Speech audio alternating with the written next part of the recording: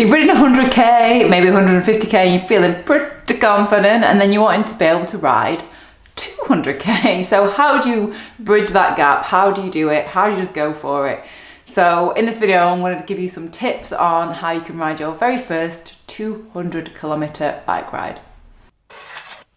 So for me, I had ridden maybe like 140, 150k. I think that was the most that I'd ridden before I then did a 200, and it was actually 230k. So my first one around 200 was 230, and I was pretty scared, to be honest. I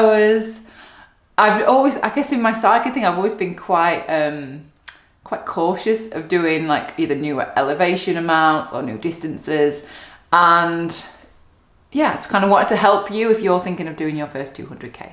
So the first thing that I would say is make sure you can comfortably and quite easily ride at least 100k, maybe 150k, because you are used to having time in the saddle. You're used to being out for a good, 4 or 5 hours on the bike, and that's what you need. You need saddle time.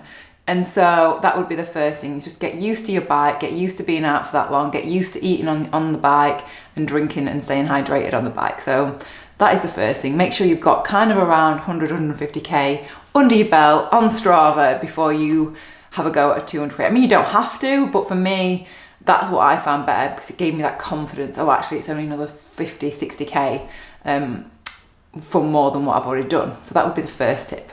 The second tip would be do a very, very, very hilly 100k ride.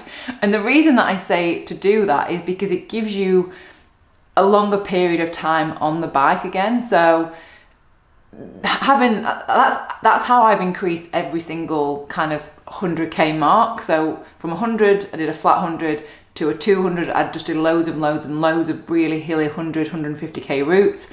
And then I did loads of hilly 200k routes to get up to a 300 mark. So that's how I feel that helps. And the reason for that, I'm not really explaining this very well, but the reason for that is it gives you longer saddle time. So you're still doing that same distance. So mentally, it's like, oh, I can do that distance, that's fine. But by having more climbing, you're on the bike for a lot longer, and it's a lot more kind of exhausting on your body. So it kind of bridges that gap between like the 100, 200 and 300k marks, if that makes sense. So try and plan like a hilly 100, 120, 130k ride, because then that will make the 200 seem relatively easy. And then that leads me on to the next point, is make sure when you do your 200 that you do a fairly flat one. You don't want to be doing like a really hilly 200 for your first one. I wouldn't have wanted to do that. It's just how I am. So try and get like a fairly flat 200k. So that means that the time between like a very hilly 120, 130k and a 200 should be about the same. So you're used to be in the saddle for that amount of time. That's what I found anyway. So that is what helped me. So yeah, that gives you longer time in the saddle. It gets you used to kind of being sat that long. So it means that you are used to your kit, that you've got a good pair of bibs or shorts that you're comfortable riding in for that amount of time.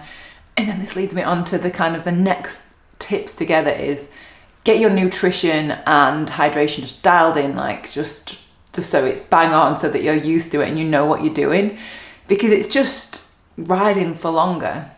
So make sure that you're having foods that you used to. Make sure, I mean, for me on a 200, I would tend to try and have some kind of like regular food, as in like a sandwich or something, rather than it just being like gels, bars and like sugary drinks.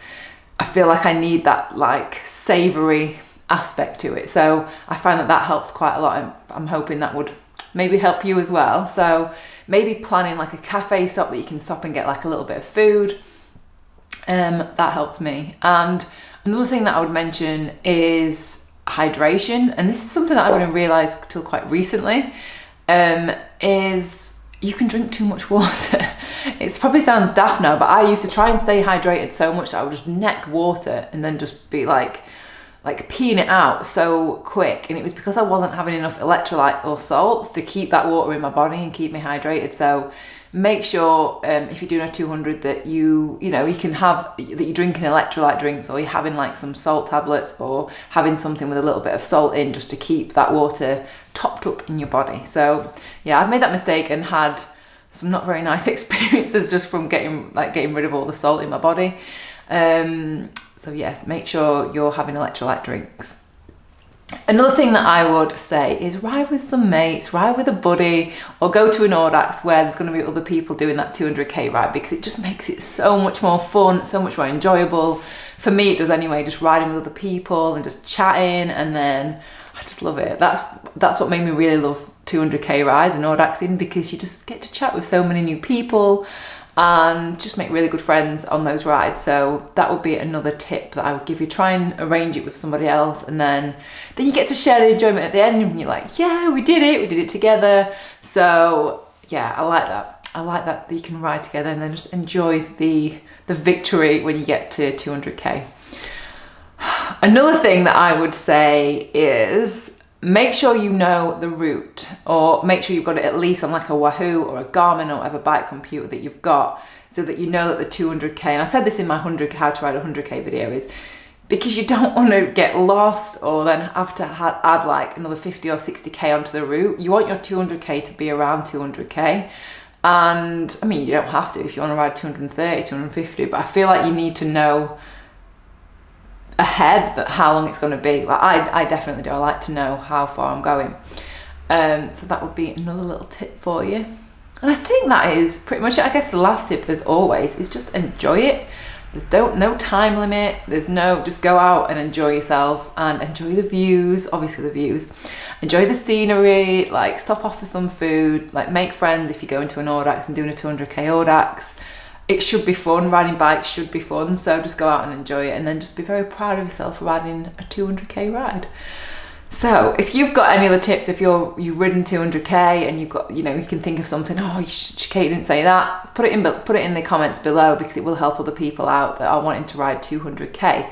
And I think that is pretty much it for this video. If you liked it, give it a like. If you've not subscribed, then consider subscribing if you want to.